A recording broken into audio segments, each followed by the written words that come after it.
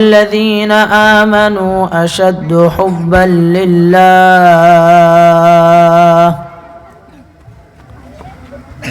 وقال الله تعالى: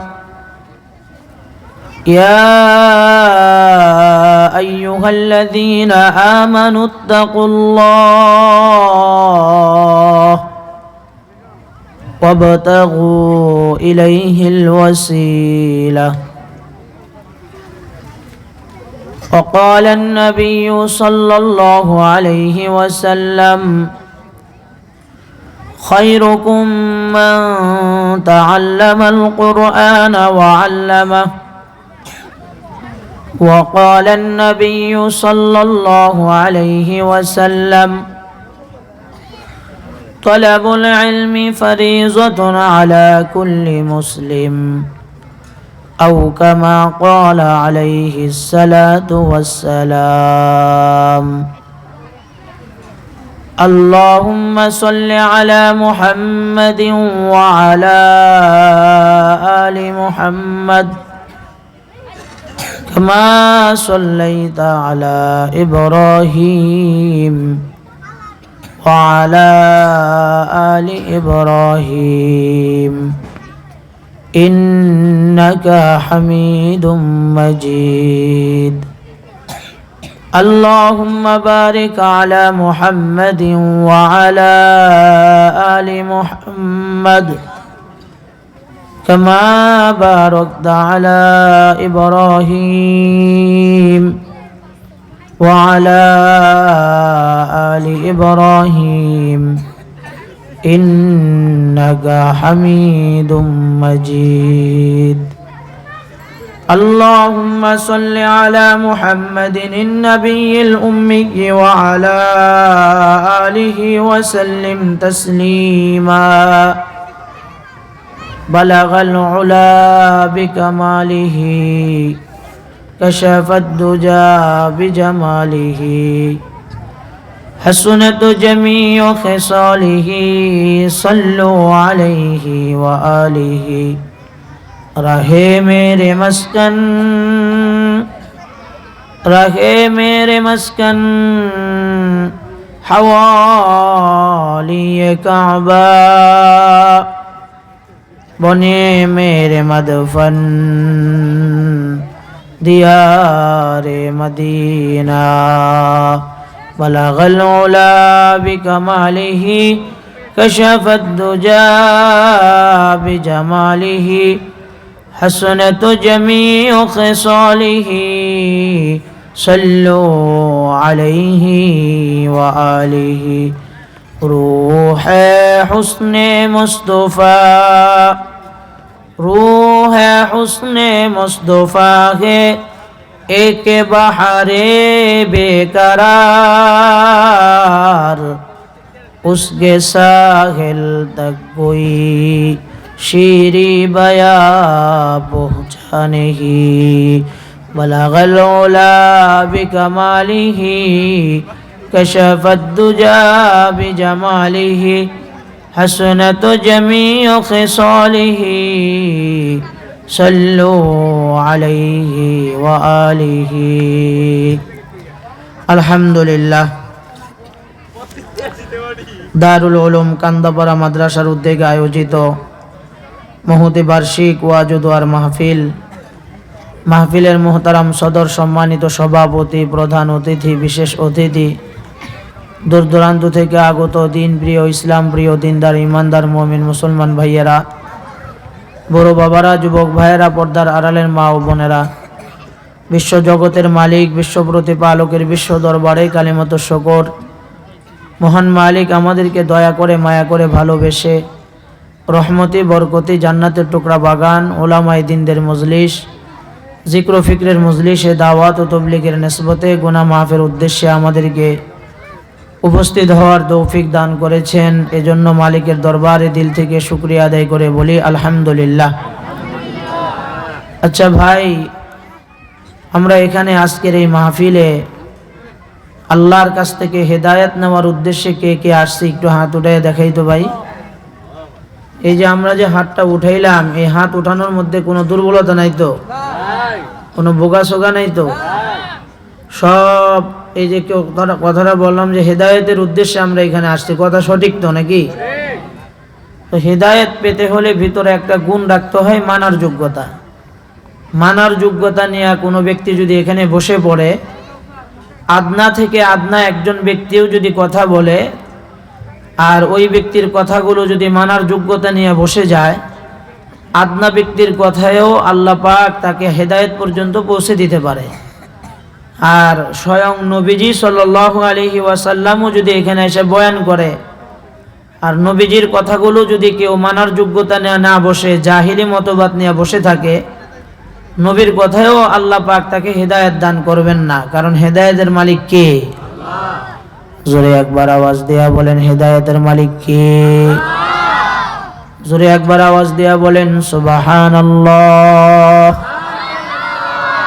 আরো জোরে আওয়াজ দেয়া বলেন আলহামদুলিল্লাহ। আরো জোরে আওয়াজ দেয়া বলেন আল্লাহু আকবার। আরো জোরে দিল থেকে ডাক দিয়া বলেন আমাদের মালিক কে? ভিতরে একটা গুণ রাখতে হয়, মানার যোগ্যতা। মানার যোগ্যতা নিয়ে যদি বসেন কথায় উপকার পাবেন, মানার যোগ্যতা নিয়ে না বসলে কথায় উপকার পাবেন না, সোজা ওয়াজ। এখন আপনারা এখানে যারা আছেন হেদায়েতের উদ্দেশ্যে আসছেন, সব কিছু বুঝলাম, যেটার মাধ্যমে হেদায়েত পাওয়া যাবে, মানার যোগ্যতা আপনাদের ভিতরে আসেনি? সবাই মানার যোগ্যতা নিয়ে আসছেন না ইনশাআল্লাহ? তো মানার যোগ্যতা নিয়ে আসলে 1 মিনিট আপনাদেরকে সময় দেবো, একটু ডিস্টার্ব করব। এটা আমার একটা বক্তব্য। আমি এলোমেলো পরিবেশে আলোচনা করতে পারি না, ফাঁকা জায়গা থাকলেও কথা বলতে পারি না। এজন্য মেহেরবানি করে আল্লাহর দিকে তাকায়া আল্লাহ রসুলের দোহাই 1 মিনিটের মধ্যে সবাই দৌড়ে সামনে চলে আসেন, মানার যোগ্যতা প্রকাশ করেন। এই কথাটা মানলে সবগুলো কথা মানার যোগ্যতা আল্লাহ পাক দান করবেন। যারা উঠবেন ওইটা লড়াচড়া করে বসবেন। প্রতিটি জায়গা আল্লাহ পাকের দরবারে সাক্ষীদাতা হবে। জায়গাগুলো সাক্ষী দিয়ে বলবে আল্লাহ তোমার বান্দা এখানে বসে ওয়াজ শুনছিল, এখানে বসে ওয়াজ শুনছিল। লড়াচড়া করলে লাভ আছে, লস নাই। এই জন্য যারা উঠবেন তাদের ভিতরে মানার যোগ্যতা আছে ভরপুর। যারা উঠবেন না তাদের ভিতরে মানার যোগ্যতা নাই, ওয়াজে হেদায়েত নাই, সোজা ওয়াজ। মজমাকে ছোট করে ফেলান, মজমা বড় করার দরকার নাই, একবারে ছোট করেন, জমে জমে বসেন। আসেন ভাই, এই যে পিছনের বাইরে কি আমার কথা বুঝে নাই নাকি? একজন ব্যক্তিও যদি মাঝখানে ফাঁকা জায়গা রেখে বসে আমি ওয়াজ করব না, আমার সোজা ওয়াজ। আমার আনছেন ঢাকার থেকে, আমি এখান থেকে চলে যাবো, নিজের ভাড়াতে আইছি, নিজের ভাড়াতে যাবো, টেহার লিগে ওয়াজ করি না। এজন্য ফাঁকা জায়গা রাখা যাবে না, ওয়াজ করব না। যারা বসবেন মানার যোগ্যতা নিয়ে বসতে হবে। বসবেন না, বাড়িতে গিয়া ফজরের নামাজের নিয়ত করে ঘুমাইবেন, সারা রাত নফল ইবাদতের সওয়াব পাওয়া যাবে ইনশাআল্লাহ। লস নাই, লাভ আছে, বাড়িতে গেলেও লাভ আছে। শুধু নিয়ত করবেন যে ফজরের নামাজের মধ্যে আল্লাহ তুমি উঠাইয়া দিও, সওয়াব পাওয়া যাবে ইনশাআল্লাহ। আল্লাহ কুরআনে হাকিম থেকে বরকতের নিয়তে আয়াতে কারিমা আমি আপনাদের খেদমতে তেলাওয়াত করেছি। নবী পাকের অসংখ্য অগণিত হাদিস থেকে কয়েকটা, একটা কথা যদি খালি কস তাহলে কিন্তু অবস্থা খারাপ আছে। চুপ মারে বসে থাকবে এখানে। নবী পাকের অসংখ্য অগণিত হাদিস থেকে কয়েকটি হাদিস আপনাদের খেদমতে পেশ করেছি। আল্লাহ পাক যদি তৌফিক দান করেন কোরআনের আয়াত এবং হাদিসগুলোকে সামনে রেখে কিছু কথা বলতে থাকা, বলনেওয়ালাকে ইখলাসের নিয়তে বলার, আমরা যারা শুনবো আমাদেরকে ইখলাসের নিয়তে শোনার তৌফিক আল্লাহ পাক দান করেন। সকলে বলি আমিন। মুহতারাম হাজিরিন, মুমিনের জীবনের সবচেয়ে বড় সফলতা হলো তার ইমানি জিন্দেগির সফলতা। মুমিনের জীবনের সবচেয়ে বড় সফলতা হলো তার ইমানি জিন্দেগির সফলতা। ব্যবসা বাণিজ্যের সফলতা কিন্তু বড় সফলতা না, চাকরির সফলতা বড় সফলতা না, বিঘা বিঘা সম্পত্তির মালিক হওয়ার সফলতা বড় সফলতা না, 10টা 20টা দোকানের মালিক হওয়ার সফলতা বড় সফলতা না, কোটি কোটি টাকার মালিক হয়ে যাওয়ার সফলতা বড় সফলতা না। মুমিনের জিন্দেগিতে সবচেয়ে বড় সফলতা হলো তার ইমানি জিন্দেগির সফলতা। এজন্য ইমানি জিন্দেগির সফলতা আনার জন্য মুমিন 24 ঘন্টা তার ইমান নিয়ে ফিকির করবে। মুমিনের জিন্দেগিতে এখন ব্যবসার সফলতা বড় হয়ে গেছে, এজন্য ব্যবসা নিয়ে 24 ঘন্টা ফিকির, দোকান নিয়ে 24 ঘন্টা ফিকির, চাকরি নিয়ে 24 ঘন্টা ফিকির। যার কাছে যেই জিনিসটা সবচেয়ে বেশি বড় মনে হয় ওই জিনিস নিয়ে ওই ব্যক্তিটা সবচেয়ে বেশি ফিকির করে। তো আমাদের কাছে ইমানের মূল্য বেশি না ব্যবসার মূল্য বেশি? জোরে কন, ইমানের মূল্য বেশি না ব্যবসার? তো ইমানের মূল্য যদি বেশি হয়ে থাকে তাহলে ব্যবসার চাইতে ইমানের চিন্তা বেশি হবে। কথা কোন ঠিক না ঠিক? তো আমি আর আপনি যে মুমিন, আপনি আর আমি আজকে এই যে সকাল থেকে নিয়ে সন্ধ্যা পর্যন্ত আমার ইমান নিয়ে আমি কি চিন্তা করছি? আমি কি আমার ইমান নিয়ে এই চিন্তা একটু করছি যে আমার ইমানের ভিতরে আজকে কয়টা কবিরা গুনাহ যুক্ত হইল, কয়টা মিথ্যার গুনাহ যুক্ত হইল, কয়টা কানের গুনাহ যুক্ত হইল, কয়টা ব্রেনের গুনাহ যুক্ত হইল, কয়টা চোখের গুনাহ যুক্ত হইল, কয়টা হাতের গুনাহ যুক্ত হইল, কয়টা পায়ের গুনাহ যুক্ত হইল? আমি কি একবারও আজকে সারাদিনে এই চিন্তা করেছি? তাইলে আমি কিসের মুমিন হইলাম? ব্যবসা নিয়ে তো করছি, চাকরি নিয়ে তো ঠিকই করছি, সব কিছু নিয়ে তো করলাম, কিন্তু ইমান নিয়ে তো একটু চিন্তাও করলাম না যে আমার আজকে পুরা দিনে কয়টা গুনাহ আমার ইমানের সাথে যুক্ত হয়ে গেল। এই হিসাব কিতাব কি আমরা কোনোদিন করছি? বলেন না, একটু করেছি? তো মুমিন সফলতার দ্বার প্রান্তে পৌঁছার জন্য তার ইমান নিয়ে এরকম চিন্তা করবে। এই পৃথিবীতে সবচেয়ে বড় ইমানের মালিক ছিল নবীরা। বলেন কারা? নবীদের উপরে কারো ইমান আসেনি। নবীদের ইমানের সাথে কোনো গুনাহ যুক্ত নাই। কথা কোন ঠিক না ঠিক? নবীরা মাসুম। এত বড় ইমানের মালিক হওয়ার পরেও নবীরা কি পরিমাণ তাদের ইমান নিয়ে চিন্তা করছে, এই কথাগুলো আজকে আপনাদের সামনে আলোচনা হবে, আল্লাহ যদি তৌফিক দান করেন। নবীদের মধ্যে একজন নবী আমাদের আদি পিতা হযরতে আদম আলাইহিস সালাতু ওয়াস সালাম। আমাদের পিতা কয়জন জানেন? এই বেটা, তোরে কি কইছি আমি আগে? বলে বয় না বলে যা, কোনো ডিস্টার্ব চলবে না, উঠাউঠি চলবে না। আপনারা রাগ করতেছেন নি? আমি যে মাঝে মধ্যে ছাত্রগুলিকে ধমক দিতেছি, রাগ করতেছেন নি?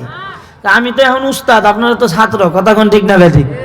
তো উস্তাদ তো ছাত্রের একটু ধমক দিয়ে সোজা করতে হইব, ঠিক না? আপনারা কিন্তু রাগ ঠাক করেন না। আবার আল্লাহ সবাইরে বসার তৌফিক দান করেন। অল্প সময় বসেন, 20 মিনিট, ভালো না লাগলে উঠতে বাইতে যান গা, অসুবিধা নাই, আমিও শেষ করে দেব। নবীদের মধ্যে সবচেয়ে শুরুর নবী আমাদের আদি পিতা হযরতে আদম আলাইহিস সালাতু ওয়াস সালাম। আল্লাহ পাক আদম আর হাওয়াকে সৃষ্টি করে জান্নাতের ভিতরে শোয়া দিলেন। শোয়া দিয়া বললেন, জান্নাতের ভিতরে ঘুরো ফুরো, খাও দাও, সবকিছু করো, ওই গাছের দ্বারের কাছেও যাইবা না। গাছটার নাম কি জানেননি? গন্ধম গাছ। কি গাছ? এই গাছের দ্বারের কাছেও যাইবা না। বাবা আদম, মা হাওয়া জান্নাতের ভিতরে শুয়ে আছে, ঘুরতে মনে চায় ঘুরে, খাইতে মনে চায় খায়, সবকিছু করে, কিন্তু ওই গাছের দ্বারের কাছে যায় না। আর এদিক দিয়া মিস্টার ইবলিশের মিশন হইল, আদম কেমনে জান্নাতে থাকে এটা আমি দেখতে ছেড়ে দেব, আদম জাতি কেমনে জান্নাতে যায় এটা দেখতে ছেড়ে দেব। তো জাহান্নামের গেটের বরাবর দাঁড়ায়া জাহান্নামী মিস্টার ইবলিশ জান্নাতের গেটের দিকে তাকায়া তাকায়া আদমের এই সুখ শান্তি দেখতেছে আর হিংসায় জ্বলে মরতেছে। জোরে কন্যা একটু আল্লাহু আকবার, আরো জোরে কন্যা একটু আল্লাহু আকবার। হাদিসের কিতাবের মধ্যে আছে, জাহান্নামীরা জান্নাতীদেরকে তাকায়া তাকায়া দেখবে আর আফসোস করবে, কিল্লিগারে মুহাম্মদ রে বন্ধু বানাইলাম না, কিল্লিগে যে তালিবুল ইলমকে বন্ধু বানাইলাম না, যদি বন্ধু বানায় নিতাম আজকে একই বাবার 2 সন্তান, আমি জাহান্নামী ও জান্নাতি, এই আফসোস করতে থাকবে। তো মিস্টার ইবলিশ আফসোস করতেছে আর বলতেছে, আদম তুমি কেমনে জান্নাতে থাকো এটা আমি দেখতে ছেড়ে দেব। বড় বড় দাড়ি, আল্লাহর কাছ থেকে তো সব ক্ষমতা চায়া নিয়ে আইছে, আল্লাহ সুরত পরিবর্তনের ক্ষমতা তুমি আমারে দাও, তোমার বান্দাদেরকে ধোঁকা দিয়ে আমি জাহান্নামে নিয়ে যাব। তা আল্লাহ কয়, যা তোরে সুরত পরিবর্তন করার ক্ষমতাও দিলাম, সব ক্ষমতা দিয়ে দিছে। তো শরীর পরিবর্তন করে এই বড় বড় দাড়ি, মাথার মধ্যে টুপি পাগড়ি জুব্বা লাগায়া জাহান্নামের গেটের সামনে দাঁড়ায় দাঁড়ায় আদমরে ডাক দেয়া কয়, ইয়া আদম, জান্নাতের ভিতরে ঘুরো ফিরো, খাও দাও, সব কিছু করো। আদম ওই গাছের ধারের কাছে যাও না। ঘটনা কি? আদম জান্নাত থেকে তাকায়া দাড়িওয়ালা ব্যক্তির দিকে তাকায়া বলে, আরে মিয়া, আল্লাহ পাক বলছেন জান্নাতের ভিতরে ঘুরো ফিরো, খাও দাও, সব কিছু করো, কিন্তু ওই গাছের ধারের কাছেও যাইবা না।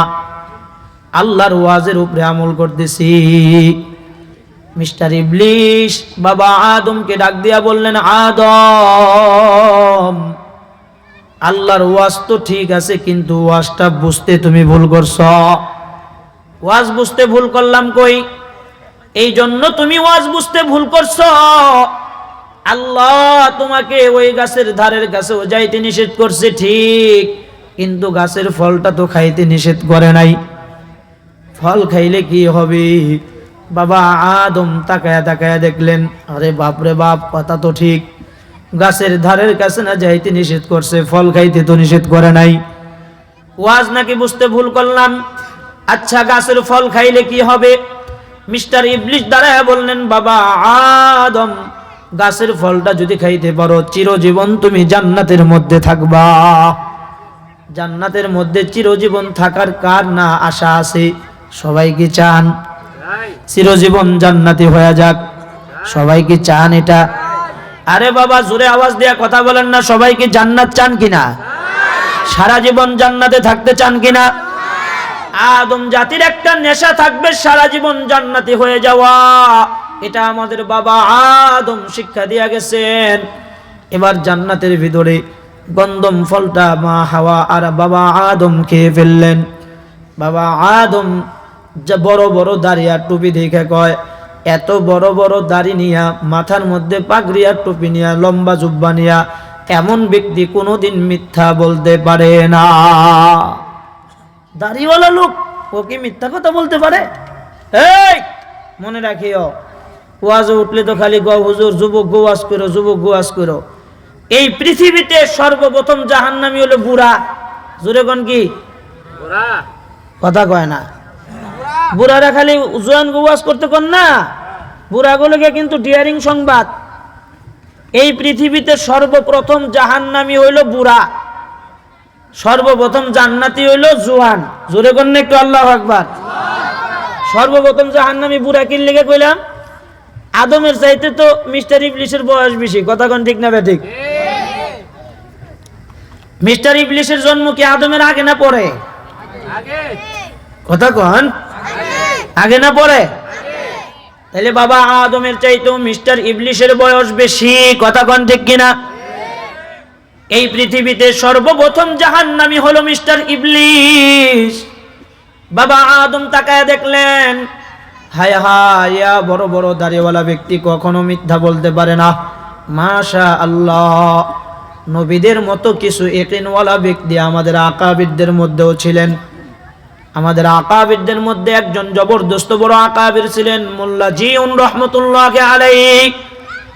হাদিসের দর্শ দিতেছে বাবা, একজন মুরিদ আইসা বলতেছে, হযরত আপনি এখানে বৈশা বৈশা হাদিসের দর্শ দিতেছেন, আপনার বিবি যে বিধবা হয়ে গেছে। মোল্লা জিউন,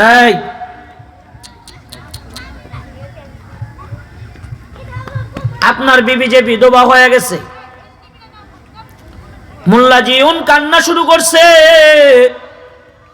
অল্প কিছুক্ষণ পরে ছাত্ররা আয়েশা কয়, হুজুর আপনি কান্দেন কেন? মোল্লা জিউন ডাক দিয়া কয়, ছাত্র ভাইরা, আমি যে আমার বউ যে বিধবা হয়ে গেছে। ছাত্ররা আয়েশা দিয়া কয়, হযরত মাইন করবেন না, আপনি জীবিত থাকতে আপনার বউ কেমনে বিধবা হয়? মোল্লা জিউন লাভ দেয়া দাঁড়ায় কয়, কথা তো ঠিক, আমি জীবিত থাকতে আমার বউ কেমনে বিধবা হয়? হযরত কেউ আইসা আপনাকে বলল চিলে কান নিয়ে গেছে, আপনি চিলের পিছনে দৌড় না দিয়া, আপনি কানের পিছে হাত না দিয়া চিলের পিছে দৌড় দিলেন। বোকামি, এত বড় বোকামিটা কেন আপনি করলেন? কেন কানলেন? মোল্লা জিউন চিৎকার মারা কয়, রে আমার ছাত্র ভাইরা শোনো, আমার দিলের মধ্যে মুসলমান সম্পর্কে এমন এক জন্ম নিয়েছে, আমি বিশ্বাস করি মুসলমানে কোনোদিন মিথ্যা বলতে পারে না।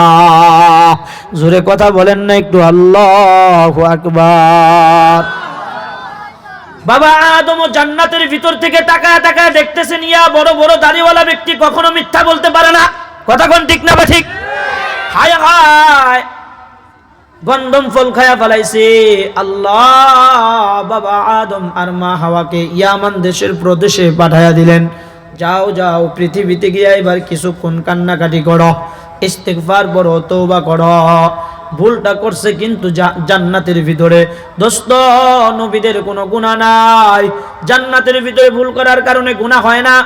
নবীদের গুনাহ নাই, বাবা আদম জান্নাতের ভিতরে গুনাহ করছে, বাবা আদম জান্নাতের ভিতরে ভুল করছে, গুনাহ হয় নাই।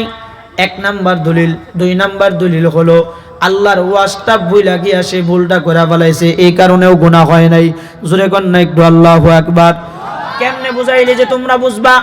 রমজান মাসে কেউ যদি টিউবওয়েলের পারে গিয়া মনের ভুলে পানি খেয়া ফেলায়, ভুলে পানি খেয়া ফেলাইলে কিন্তু রোজা নষ্ট হয় না। কথা কোন ঠিক কিনা? ঠিক তদ্রূপ আল্লাহর ওয়াজ ভুলা গিয়া, কথা ভুলা গিয়া কেউ ভুল করে ফেলাইছে, কথা ভুলে গেছে। কেউ তোমাকে বলছে মাদ্রাসার থেকে এক গাঁট্টি পানির বোতল নিয়ে আইসো, কয়টা বাজে আসবা? কয় 12টা বাজে। আচ্ছা ঠিক আছে, অসুবিধা নাই। কাজের ব্যস্ততার কারণে পানির বোতল নিতে তুমি ভুলে গেছো। এই ভুলটার কারণে তোমার আমল নামার মধ্যে কোনো গুনাহ হবে না, কারণ তুমি কথা ভুলে গেছো। বাবা আদম আল্লাহর কথা ভুলে গেছে, এই কারণে ভুল হয়েছে। মুহাদ্দিসগণ লেখছেন, এই দিকে যাওয়া আমার মূল উদ্দেশ্য না বাবা। বাবা আদম ভুল করলেন, জান্নাতের ভিতরে গুনাহ আসেনি। জোরে কথা কোয়াও কিন্তু ঈমান। কিছু কিছু জায়গায় জোরে বলা কি এই নবীর ব্যাপারে সাক্ষীটা দেওয়া, এটা ঈমান। এটা দুর্বল ভাবে দিলে কিন্তু ঈমানে খতরা আসবে। জোরে আওয়াজ দিয়া কথা বলেন, জান্নাতের ভিতরে বাবা আদম ভুল করছে, গুনাহ হয়েছে নি? নবীদের কোনো গুনাহ নাই। নবীদেরকে যারা গুনাহগার মনে করবে তারা মিথ্যাবাদী, তারা দাজ্জাল, তারা আহলুস সুন্নাত ওয়াল জামাতের আকীদায় বিশ্বাসী না। কথা কোন ঠিক না বেঠিক? বাবা আদম জান্নাতের ভিতরে ভুল করার কারণে শত শত বৎসর পর্যন্ত দুনিয়ার জমিনে কানলেন। বাবা যার হায়াতে জীবনে কোনো গুনাহই নাই, এমন নবীও জমিনের মধ্যে পইরা আল্লাহর কাছে কাঁদতেছে, ঈমান নিয়ে বড় চিন্তায় পড়ে গেছে। মা হাওয়া কখনো কখনো জিজ্ঞেস করে, ও আদম এত কান্দেন কেন, এত কান্দেন কেন, এত চোখের মধ্যে কেন পানি, এত কেন চিৎকার মারা মারা কান্দেন? বাবা আদম ডাক দিয়া কয়, ও হাওয়া আমার ভয় হয় আল্লাহ পাক যদি আল্লাহ পাক যদি হাসরের ময়দানে আমারে দাঁড় করায়া জিজ্ঞেস করা ফেলায়, আদম জান্নাতের ভিতরে এই ভুলটা তুমি কেন করছিলা, এই কথার জবাবটা আমি কেমনে দিব? এত বড় নবী জান্নাতের ভিতরে ভুল কইরা, যারা হায়াতে কোনো গুনাহ নাই, এই ব্যক্তিটাও তার ঈমান নিয়া বাবা চিন্তায় পড়ে গেছে। হায় হায় কি হবে হাসরের ময়দানে? বাবারে সকালে গুনাহ করলাম, বিকালে গুনাহ করলাম, দুপুরে গুনাহ করলাম, রাত্রে গুনাহ করলাম, শুইতে গিয়েও গুনাহ করলাম, কত জুলুম করলাম, হায়াতে একবারও চিন্তা করে নাই বাবা হাসরের ময়দানে আমাকে উঠতে হবে। কথা কোন ঠিক না বেঠিক? এমনই নবীদের মধ্যে আরো একজন নবী হযরতে মূসা কালিমুল্লাহ। বড় নবী না ছোট নবী? এত আস্তে করেন কেন? আমি কিন্তু কইছি কিছু কিছু জায়গায় কিন্তু শব্দ উচ্চারণ জোরে বলা কিন্তু ঈমান। হযরতে মূসা কালিমুল্লাহ বড় না ছোট? জোরে আওয়াজ দিয়া কথা বলেন, বড় না ছোট? আল্লাহু আকবার, আল্লাহু আকবার। যেমন ছিলেন গরম মেজাজ, এমন ছিলেন তার নরম মেজাজ। হযরতে মূসা কালিমুল্লাহ সবরের দিক থেকেও ছিলেন এক নাম্বার, গরমের দিক থেকেও ছিলেন এক নাম্বার, জালালি মেজাজের নবী। মুখার পরিবর্তে মুখা, ঘুষির পরিবর্তে ঘুষি। আপনারা তো অনেকে মনে করেন ইসলাম শুধু আমাদেরকে দোয়ানি শিখাইছে, হাত্তানি শিখাইছে, ভালোবাসা শিখাইছে, ঘুষি টুসি দেওয়া শিখায় নাই। না না না, কখনো কখনো ইসলামের জন্য ঘুষি দেওয়া এটাও সুন্নত। কথা কোন ঠিক কিনা? জোরে আওয়াজ দিয়ে কোন নাকি একটু জোরে কোন। কখনো কখনো ঘুষি দেওয়া এটা সুন্নত, মূসা কালিমুল্লাহর সুন্নত। জোরে কোন না একটু আল্লাহু আকবার। আবার কখনো কখনো ধৈর্য ধারণ করা এটা মূসা নবীর সুন্নত না, শুধু সব নবীদের সুন্নত। যেমন ছিলেন গরম তেমন ছিলেন নরম। হযরতে মূসা কালিমুল্লাহ শুআয়ব আলাইহিস সালাতু ওয়াস সালামের ছাগল চড়াইতো, মুসা নবী সকালবেলা ছাগল নিয়ে বের হয়ে গেছে বাবা। ছাগলের পাল থেকে একটা ছাগল ছুঁইটা দৌড়। মুসা নবী ছাগল ধরার জন্য পিছনে পিছনে দৌড়ায়।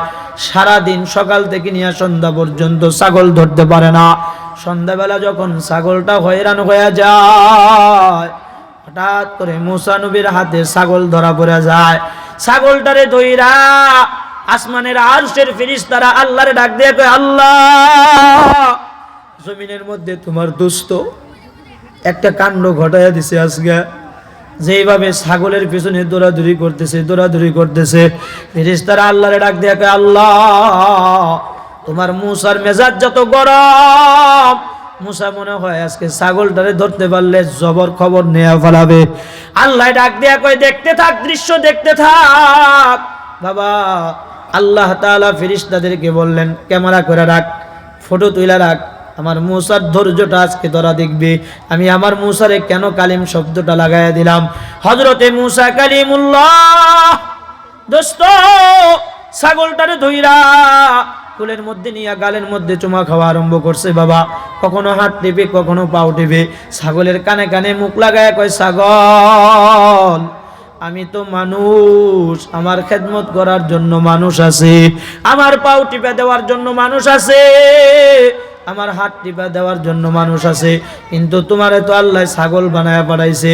তুমি তো বলতে পারবা না আর একটা ছাগল দে, আমার হাতটা একটু টিপা দে, আমার পাওটা একটু টিপা দে। সকাল থেকে নিয়ে সন্ধ্যা পর্যন্ত তুমিও কষ্ট করলা, আমারেও কষ্ট করাইলা। আচ্ছা ঠিক আছে, অসুবিধা নাই, সব মালিশ, আমি একটু তোমার হাতটা টিপা দিই, পাওটা টিপা দিই। এবার মুসা নবী ছাগলের হাত আর পাও টিপা আরম্ভ করছি। জোরে কন্যা একটু আল্লাহু আকবার। মুসা নবী যেমন গরম তেমন নরম। ফেরেশতারা কয়, আল্লাহ, মুসা নবীরে কালিম বলে কেন ডাক দেন? কয়, সবরের কারণে কালিম বলে ডাক দিই। জোরে কন্যা একটু আল্লাহু আকবার। এত বড় একজন নবী হযরতে মুসা কালিমুল্লাহ, কত বড় নবী! শিশু অবস্থায় আল্লাহ পাক যার মুজিজা বিভিন্ন জায়গায় প্রকাশ করছে। কত বড় নবী শিশু অবস্থায়, জন্মের আগে আল্লাহ পাক ফেরাউনরে স্বপ্নে দেখাইছে, এই ফেরাউন, তোমার রাজ্যের ভিতরে এমন একজন সন্তানের আবির্ভাব হবে যেই সন্তান তোমার রাজপ্রাসাদ ধ্বংস করবে। জোরে কন্যা একটু আল্লাহু আকবার। ফেরাউন রাতের বেলা ঘুম থেকে উঠা কি স্বপ্ন দেখলাম, কি স্বপ্ন দেখলাম, কি স্বপ্ন দেখলাম। এবার রাষ্ট্রের ভিতরে ঘোষণা করে দিল, হ্যাঁ, আমার রাষ্ট্রের ভিতরে কেউ পুরুষ সন্তান জন্ম দিতে পারবে না। কেউ যদি ছেলে সন্তান জন্ম দেয়, এই ছেলে সন্তানটাকে সাথে সাথে বাবা হত্যা করে ফেলতে হবে। আল্লাহর কি মর্জি, আল্লাহর কি মহিমা! আল্লাহ পাক তো মুসা কালিমুল্লাহকে বাবা পৃথিবীতে আনবেন। মায়ের কোলের ভিতরে মুসা কালিমুল্লাহকে পাঠাইয়া দিলেন স্বপ্ন দেখার পরে পরেই। জোরে কন্যা একটু আল্লাহু আকবার। এবার মায়ের কোলের মধ্যে মুসা কালিমুল্লাহ, পেটের ভিতরে মুসা। কিছুদিন পর মুসা কালিমুল্লাহ পৃথিবীতে চলে আসলেন। মুসার রূপ চেহারা দেখে মা পাগল হয়ে গেল। হায় হায়, ফেরাউন যদি এই সন্তানকে দেখতে পায় তাহলে আমার সন্তানকে সে হত্যা করবে। সিদ্ধান্ত নিল সন্তানকে যেভাবেই হোক বাঁচাইতে হবে, সেভ করতে হবে। একটা সিন্ধুকের মধ্যে ঢুকাইয়া দিয়া নীল নদের মধ্যে আল্লাহর নামে মুসা কালিমুল্লাহরে ভাসায়া দেয়। জোরে কন্যা একটু আল্লাহু আকবার। আল্লাহ পাক মুসা নবীর মুজিজা কিভাবে প্রকাশ করলেন? ভাসতে ভাসতে বাবা সিন্ধুকটা ভাসতে ভাসতে আসিয়ার ঘাটলায় চলে আসলো। আসিয়া গোসল করতে আয়সা দেখে সুন্দর একটা সিন্ধুক দেখা যায়। সাথীদেরকে ডাক দেয়া কয়, সাথীরা, সিন্ধুকের দরজাটা খোল। এত সুন্দর সিন্ধুক তো আর কোনোদিন আগে পরে দেখা যায় নাই। সিন্ধুকের দরজা খুলে দেখে মাশাআল্লাহ, নুরানি চাঁদের মতো একটা ফুটফুটে সন্তান দেখা যায়। জোরে কন্যা একটু আল্লাহু আকবার। সন্তানের মুখের দিকে তাকায়া দেখে বিদ্যা আঙ্গুলি মুখের মধ্যে দিয়া কি যেন সন্তান খায়। পাওগুলো এমনে এমনে নাড়ায়। আসিয়ার দুই চোখ দিয়া পানি অজস্র ধারায় পড়তেছে। আর মুসা নবীর মায়ের গালি দিয়া বলতেছে, এই ফুটফুটে চাঁদের মতো সন্তানের মা, কত নিষ্ঠুর মা হইলে এত ছোট্ট বাচ্চাকে নদী দিয়া ভাসাইয়া দিতে পারে? ফেরাউনের ঘরে আমি কতদিন হইল আসলাম, আমার কন্যা সন্তান হইল, কিন্তু কোনো ছেলে সন্তান আল্লাহ পাক দিল না। একটা ছেলের জন্য আল্লাহর কাছে কত কানলাম, ফুটফুটে চাঁদের মতো বাচ্চা পায়া নদী দিয়া ভাসাইয়া দিল। এটা আবার কেমন জল্লাদ মা, বাচ্চাটা দুধের কারণে আঙ্গুল চুষা খাইতেছে। আসিয়া কয় আঙ্গুলটা মুখের মধ্য থেকে সরায়া ফালা, জোরে কন্যা একটু আল্লাহু আকবার। সিন্দুকটা ধইরা বাচ্চাকে সহকারে ফেরাউনের সামনে হাজির করছে। আসিয়া বাচ্চার মুখের থেকে আঙ্গুলটা টান দিয়া সরায়া দেখে আঙ্গুলের মাথা দিয়া জান্নাতি মধু বাইরে হইতেছে। জোরে কন্যা একটু আল্লাহু আকবার। ফেরাউন দৃশ্যটা দেখা আসিয়ারে ডাক দিয়া কয়, এই বাচ্চা কিন্তু সাধারণ কোনো বাচ্চা না, এটা ডিয়ারিং বাচ্চা। এই বাচ্চাকে বাঁচায় রাখা যাবে না। আমার মনে হয় স্বপ্ন যেটারে দেখছিলাম এটাই হেডা। জোরে কন্যা একটু আল্লাহু আকবার। আসিয়া কয়, না না না, তোমার ধারণা ঠিক না। কয় কেন ধারণা ঠিক না? কয় তুমি কিছুদিন আগে সংবাদ দিলা, বাচ্চাটা তো তোমার সংবাদের সাথে কোনো মিল নাই। মাত্র কয়েকদিন আগে তুমি প্রস্তাব দিলা কোনো ছেলে সন্তান জন্ম নিতে পারবে না। এই বাচ্চাটাকে তো কয়েকদিনের বাচ্চা দেখা যায় না, কয়েক বছরের বাচ্চা দেখা যায়। জোরে কোন আল্লাহু আকবার। আসিয়া বলল, এই বাচ্চা আজকের থেকে এখানেই বড় হবে। কোনো কথা নাই, কোনো কথা নাই। বাবা, আসিয়ার কথা কোনোভাবেই ফেরাউন মানতে নারাজ।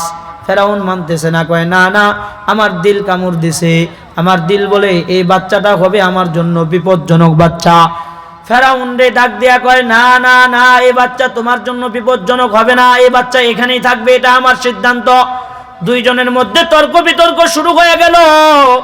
আসিয়া ফেরাউনের চেহারার দিকে তাকায় কয়, কোনোদিন তোমার সাথে বেয়াদবি করি নাই, তবে মনে রাখিও এই বাচ্চা যদি এখানে না থাকতে পারে, আমি কিন্তু আগামীকালকে সকালবেলা উঠা তোমার গোপন সব কথা আমি বলে দিব।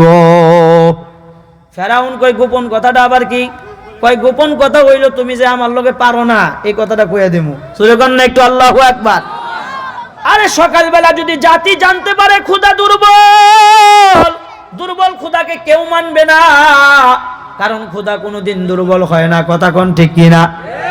আরো জোরে কথা কোন ঠিক কিনা? প্রশ্ন করতে পারেন ফেরাউন এত দুর্বল কেন?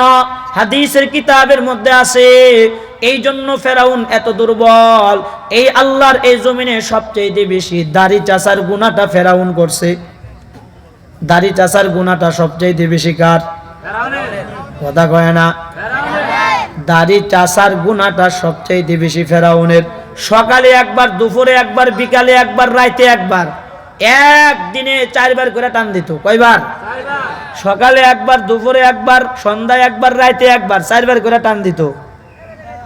কিল্লিকা টান দিত? সকালবেলা উঠতে যদি জাতি দেখে আঙ্গুর খুদার মুখে দাড়ি আইসা পড়ছে, দাড়ি তো পাকা শুরু করবে। যারা বেশি দাড়ি যাচ্ছে তাদের দাড়িটা আগে পাকে। কথা কোন ঠিক কিনা? ফেরাউন চিন্তায় পড়ে যায়, যদি সকালবেলা উঠতে দেখে আমার দাড়ি গজায় গেছে, আর দাড়িগুলোর যদি সাদা দেখতে পায়, জাতি বলবে আমগর খুদা এখন বুড়া হয়ে গেছে। হায় রে, আমি জীবিত থাকতে আরেকজনে খুদা দাবি করে বসবো, আমার খুদায়িত্ব ধ্বংস হয়ে যাবে। এই খুদায়িত্ব টিকায় রাখার জন্য ফেরাউন সকালে একবার, দুপুরে একবার, সন্ধ্যায় একবার, রাত্রে একবার দাড়িতে চাষ দিয়া দিয়া জাতিরে বুঝাইতো আমি বুড়া হই নাই। ফেরাউনে আকীদা। আচ্ছা, আমি আপনাদেরকে একটা প্রশ্ন করতে চাই, মাইন্ড করেন না কিন্তু। আমি কিন্তু আপনি করে কইতেছি না আপনারা ফেরাউন হয়ে গেছেন, মাইন্ড করেন না, এটা ফেরাউনের কথা বুঝাইতেছি। আমাদের এই সমাজে, বর্তমান সমাজে যারা দাড়ি চাষে, এরা কোন আকীদা নিয়ে দাড়ি চাষে বলেন তো? তাদের দিলের ভিতরে আকীদাটা কি? একটাই আকীদা, মানুষ আমাকে বুড়ো বলবে, আমার বিবি আমাকে বুড়ো বলবে, আমার শালি আমাকে বুড়ো বলবে, আমার বিয়াইন আমাকে বুড়ো বলবে, আমার বয়ফ্রেন্ড গার্লফ্রেন্ড আমাকে বুড়ো বলবে। কথা কোন ঠিক না বে ঠিক? এই বুড়ো যাতে না বলে 50 বছরের বুড়াও এখন দাড়ি ফালানো শুরু করছে। কথা কোন ঠিক কিনা? স্কুল কলেজের ছাত্রীরা যেন আমাকে আঙ্কেল বলে ডাক না দেয়। ভিতরে একটা লুচ্চামি আর বদমাশি তো আছেই। কথা কোন ঠিক কিনা? আমার কথার সাথে আপনারা একমত নেই? যারা দাড়ি ফালায় ভিতরে দুষ্টামি আসেনি, ফাইজলামি আসেনি? শালি জানি আমারে বুড়া না কয়, হ্যাঁ? স্কুল কলেজের মেয়েরা যেন আমার আঙ্কেল কয়ে ডাক না দেয়। কত শখ, বয়স হয়ে গেছে 50 বছর, এরপরে লুচ্চামি ভাব যায় নাই। সর্বনাশ, কথা কোন ঠিক না ব্যাঠিক? এটা তো গেল 1 নাম্বার কথা। 2 নাম্বার কথা, ফেরাউনি আকীদার সাথে ওই ব্যক্তিদের আকীদার কোনো ব্যবধান নাই। ফেরাউন বুড়া হয়ে যাবে এই জন্য দাড়ি ফালায়া দেয়, 50 বছরের ব্যক্তিটাও বুড়া হয়ে যাবে এই জন্য দাড়ি ফালায়া দেয়। বাবা, এই বেশি বেশি করে দাড়ি ফালাইলে শারীরিক 70টার কারণ বর্ণনা করছে হাদিসের মধ্যে। এর মধ্যে কয়েকটা শারীরিক ক্ষতির কথা তোমাদের সামনে আমি বলতে চাই। মিশকাত শরীফের হাদিস, আল্লাহর পয়গম্বর বলেন, যারা বেশি বেশি দাড়ি ফালায়া দেয়, যারা বেশি বেশি দাড়ি চাষা দেয়, এই ব্যক্তিদের 1 নাম্বার যেই বড় ক্ষতিটা হয়, সেই ক্ষতিটা হলো যৌবনের শক্তি নষ্ট হয়ে যায়। যারা বেশি বেশি দাড়ি ফালায়, দাড়ি চাষে, এদের যৌবনের শক্তি নষ্ট হয়ে যায় 1 নাম্বার। 2 নাম্বার শারীরিক ক্ষতি, চোখের জ্যোতি নষ্ট হয়ে যায়। 3 নাম্বার শারীরিক ক্ষতি, দাড়ি যারা বেশি বেশি ফালায়, ব্রেন শুকায়া যায়। কারণ মুখের প্রত্যেকটা রগের সাথে, প্রত্যেকটা হরমোনের সাথে মাথার ব্রেনটের সংযুক্ত দেওয়া আছে। মাথা বেশি চাষা, আল্লাহর নবী সাল্লাল্লাহু আলাইহি ওয়াসাল্লাম বেশি মাথা চাষতেন না। আল্লাহর নবী 3 কিসিমের সুন্নতের চুল রাখতেন। দাড়ি আল্লাহর নবী কিন্তু চুল বেশি চাষতেন না। কেন? নবী জানেন, বেশি বেশি চুল চাইসা ফালায়া দিলে, বেশি বেশি চুল চাইসা ফালায়া দিলে ব্রেন শুকায়া যায়। এটা নবীজির কথা। দাড়িও বেশি বেশি ফালায়া দিলে, দাড়ির সম্পর্ক মুখের সাথে, মাথার সাথে, এই জন্য যারা দাড়ি বেশি বেশি ফালায়া দেয় তাদের ব্রেন শুকায়া যায়। 3টা ক্ষতির কথা বললাম। কয়টা ক্ষতি বাবা? 1 নাম্বার যৌবনের শক্তি নষ্ট হয়ে যায়। 2 নাম্বার চেহারার উজ্জ্বলতা নষ্ট হয়ে যায়। 3 নাম্বার চোখের জ্যোতি নষ্ট হয়ে যায়।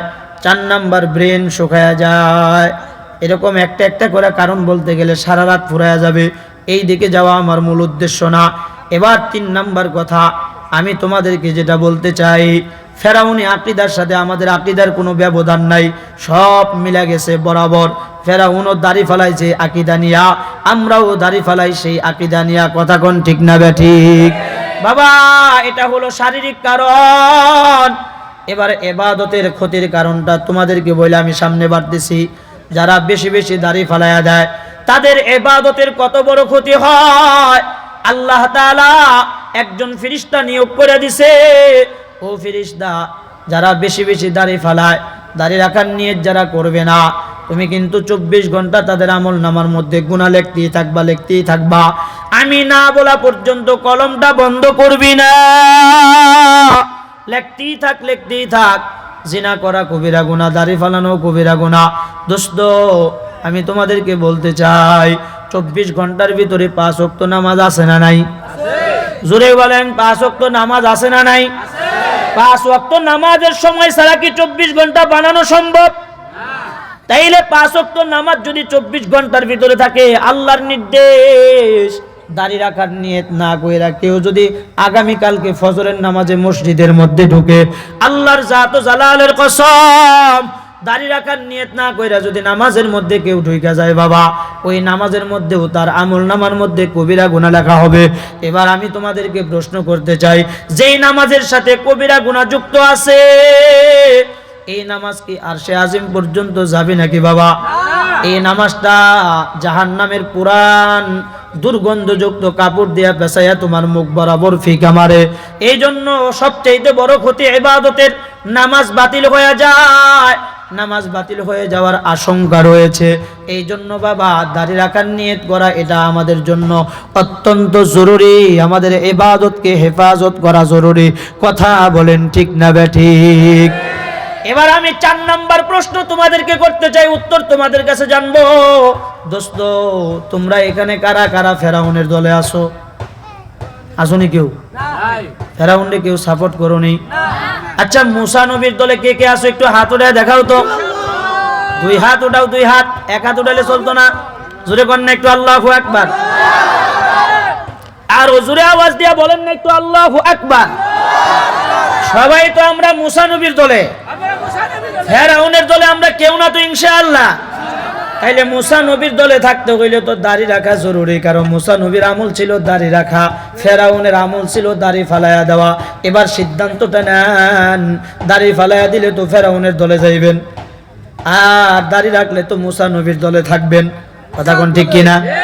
তাহলে মুসা নবীর দলে তো যারা দাড়ি হালাইয়া দিছে এরাও কিন্তু হাত উঠাইছে। এবার আপনা মান ইমানটা কতটুকু মজবুত একটু যাচাই হয়ে যায়।